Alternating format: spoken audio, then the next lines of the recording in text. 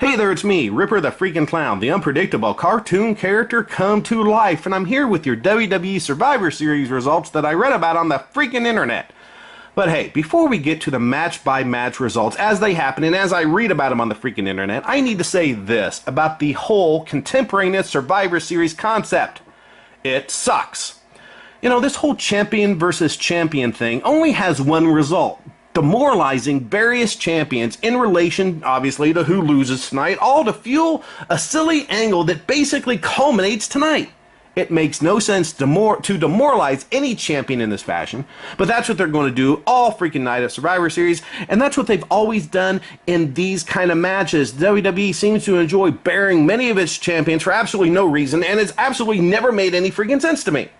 And secondly, the whole brand versus brand, show versus show concept thing may have been innovative and interesting 10 or 15 years ago, but now it's just stale, it's old hat, and it's something no one really gives a shit about unless you find yourself irrationally and emotionally invested in one show over the other, like, you know, someone emotionally invested in some baseball or football team over the other, which makes no sense to me either because, you know, they really don't stand for anything other than just winning.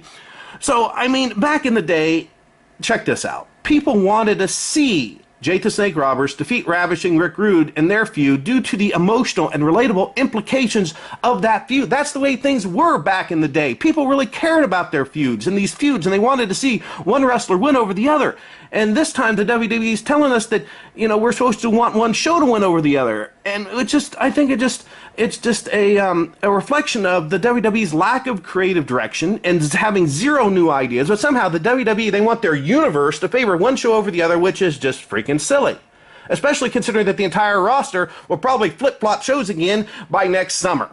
And here's the deal, people. The whole Raw versus SmackDown war culminating tonight at Survivor Series is insulting and offensive to anyone with a freaking intellect. You know, as if anything else in pro wrestling isn't offensive to the intellect, this just seems to take it to a new level.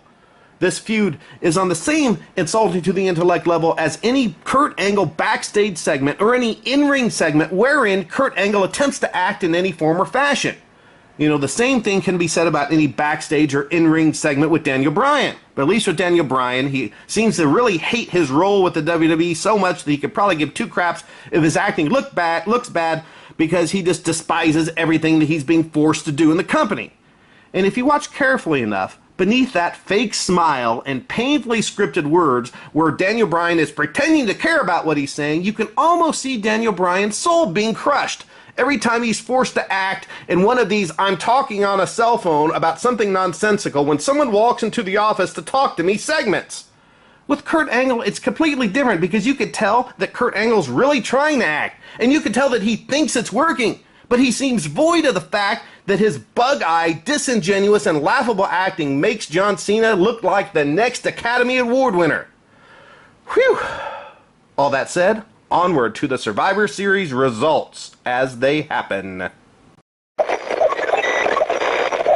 Hey, I just read on the freaking internet that Charlotte defeated Alexa Bliss in another champion versus champion match tonight at Survivor Series, and I just have a super quick observation about Charlotte. You know what? We all love Ric Flair, don't we? Yeah, we do. We all love the guy. We love Ric Flair. But here's the deal. I think that Charlotte's love for her dad is really touching. It's really sweet. She truly loves Ric Flair like we all do. But Charlotte would not have a job with the WWE. She wouldn't be anywhere near a WWE ring if her last name wasn't Flair. I'm Ripper the Clown. Stay tuned throughout the night as I provide the results for Survivor Series that I've read about on the freaking internet. We've only got about 2 or 3 matches left in this shit show, thank God.